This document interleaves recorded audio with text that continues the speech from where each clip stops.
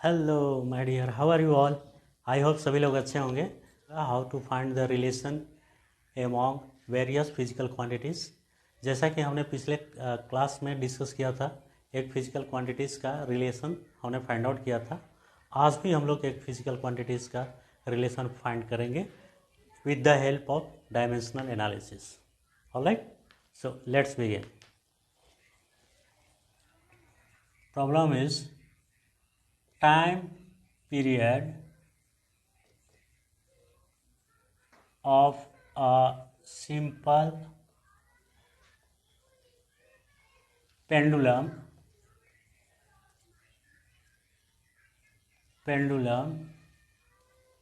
that is T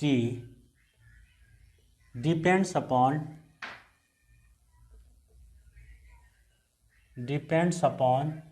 three things. Time period T depends upon three things. First one is length of the pendulum, that is L, and it depends upon the mass of the bob, that is M.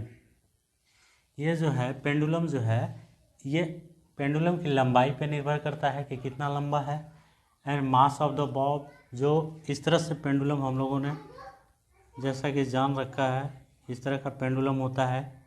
ठीक है, ये Bob है जिसका मास पे depend करता है। और क्या करता है, एक्सेलरेशन ड्यू टू ग्रेविटी, इस पे acceleration due to gravity, that is G. ये तीन चीज़ों पे डिपेंड करता है।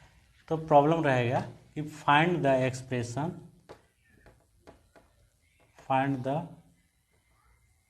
Expression for time period T. हम लोग को टाइम पीरियड टी का एक्सप्रेशन फाइंड आउट करना है with the help of dimensional analysis. Alright, ये प्रॉब्लम दिया हुआ रहेगा। अब हम लोग इसको सॉल्व करते हैं।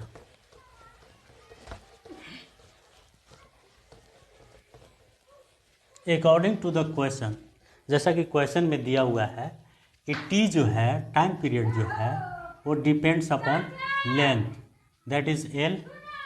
इसका वैल्यू हम लोग एज्यूम करेंगे X, and time period also depends upon mass of the bob, it means M.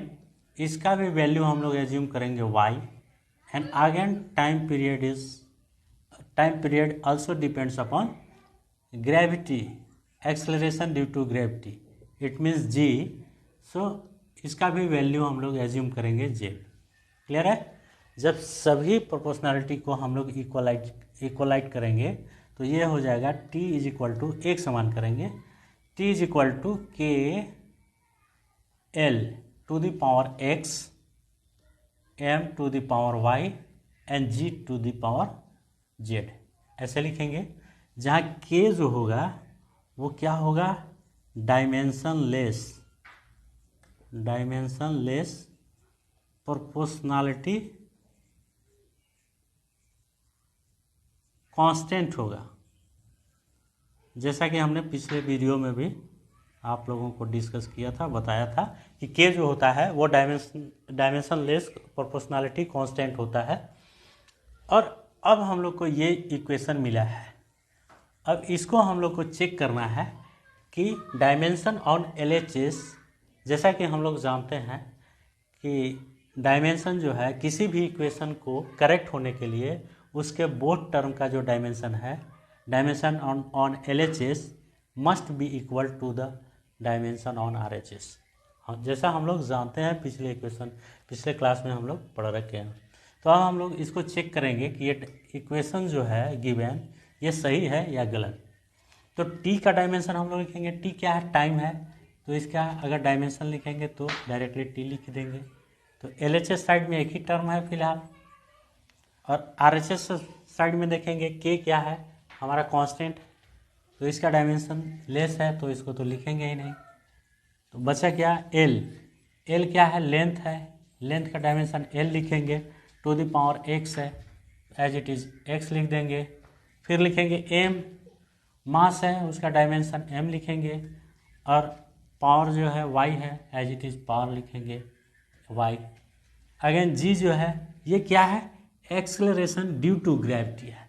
तो एक्सेलरेशन का डायमेंशन हम लोग क्या जानते हैं, मीटर पर सेकेंड स्क्वायर, यानी कि L T to the power 2, जो एल ऊपर जाता है, टी जो ऊपर जाता है, टी टू द पावर -2 हम लोग जानते हैं, ये एक्सेलरेशन का डायमेंशन होता है, डायमेंशनल फार्मूला। तो ये जी जो है एक्सेलरेशन है, तो हम लोग डायरेक्ट लिख देंगे इसका वैल्यू एक्सेलरेशन का, L T to the power -2 to the power z. अब यहाँ से हम लोग लेफ्ट हैंड साइड देखेंगे, एम और एल गायब है, तो हम लोग क्या लिखेंगे, यहाँ एम जो होगा वो 0 होगा, एल भी जो होगा वो 0 होगा, और टी यहाँ कुछ नहीं है यानी कि 1 है।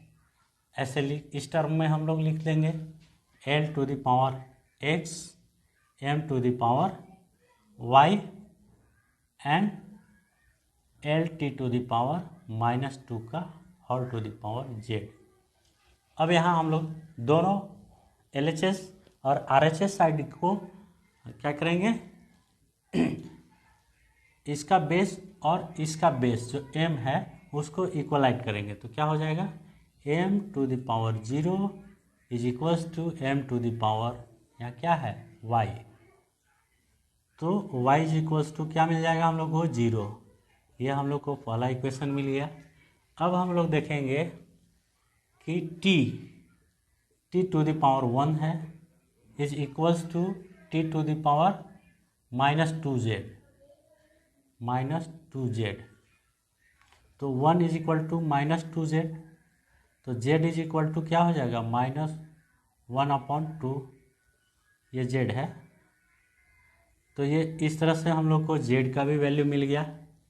अब m l का हो गया, m t का हो गया, l का हम लोग फाइंड आउट करेंगे वैल्यू, तो क्या लिखेंगे, यहाँ l टू द पावर 0 है, l टू द पावर 0, और यहाँ l to the power x है, और यहाँ l टू द पावर ये z आ जाएगा, प्लस z लिख देंगे, x प्लस z। तो l to the power 0 is equals to l to the power x plus z, it means x plus z is equal to 0, तो x is equal to क्या लिख देंगे, plus half लिख देंगे, x is equal to half, 1/2 हो जाएगा। तो इस तरह हम लोग को x, y और z का वैल्यू मिल गया। अब उसी वैल्यू को हम लोग इस इक्वेशन में पुट कर देंगे, क्या होगा, t is equals to k as it is l to the power क्या है x, तो x का वैल्यू क्या है 1/2, फिर है m टू द पावर क्या है 0, एज इट इज 0 लिख देंगे, फिर g लिखेंगे, g का वैल्यू क्या है z का वैल्यू हमारा क्या मिला है -1/2। इस तरह ये हम लोग को मिल गया इक्वेशन। तो अब लिखेंगे t is equal to k, l to the power half है, तो इसका मतलब होता है रूट, तो हम लोग k अंडर रूट l लिखेंगे, m 0 है तो इसको लिखेंगे ही नहीं, क्योंकि मास जो है इसमें एग्जिस्ट ही नहीं करता है टाइम पीरियड में, तो 0 हो गया। g का वैल्यू -1/2 है, तो हम लोग अपॉन में लिखेंगे, क्योंकि माइनस में है तो यानी कि g हाफ डिनोमिनेटर में हो जाएगा, तो हम लोग को ये फार्मूला निकल कर आया। अब k is equal to, k का डायमेंशनल एनालिसिस से पॉसिबल नहीं है, इसको एक्सपेरिमेंटली 2π माना जाता है, इसलिए ये हो जाएगा k के जगह पर t is equal to 2π root under L/G। ठीक है, तो इस तरह हम लोग को टाइम पीरियड का एक्सप्रेशन मिल गया। तो ऐसे ही हम लोग किसी भी फिजिकल क्वांटिटीज़ का जो रिलेशन है with the help of dimensional analysis easily find out कर सकते हैं। क्लियर है? Okay then, that's all for today. We will meet in the next video with another topic. So bye till then.